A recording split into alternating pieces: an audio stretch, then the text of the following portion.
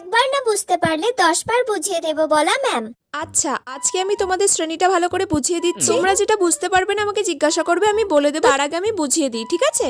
সামাজিক স্তরবিন্যাস ক্ষেত্রে শ্রেণীটি গুরুত্বপূর্ণ কারণ শ্রেণী শব্দের ভিন্ন অর্থ থাকে শহরে শ্রেণীটি সাজানো আছে ও সংক্ষিপ্ত সংজ্ঞা দেওয়া খুবই কঠিন। এই বিষয়কে শ্রেণী বোঝায়। কে বুঝতে পারোনি বলো। আচ্ছা, আমি যে পড়াটা আজকে পড়ালাম, আমি কিন্তু এই পড়াটা কালকে সবাইকে পড়া ধরবো, ঠিক আছে? কে কে বুঝতে পারোনি তোমরা আমাকে ভালো করে জিজ্ঞাসা করো। যে যে বুঝতে পারবে না, যে যে জায়গাটা বুঝতে পারবে না, তোমরা আমাকে ভালো করে জিজ্ঞাসা করো। আমি একবারের জায়গায় 10 বার বুঝিয়ে দেবো। বুঝতে না পারলে জিজ্ঞাসা করো, কিন্তু কালকে পড়া ধরার সময় যদি না পারো তাহলে কিন্তু আমি খুব ইনসাল্ট করবো সারা ক্লাসের সামনে। কে কে বুঝতে পারোনি এবার আমাকে জিজ্ঞাসা করো। ম্যাম আমি পুরোটাই বুঝতে পারিনি, একবার বুঝিয়ে দেবেন? এ কি রে, এতক্ষণ ধরে যে আমি বকে গেলাম, ভ্যাজ ভ্যাজ করে যে আমি বকে গেলাম, কানে কি কথা কিছু যায় না?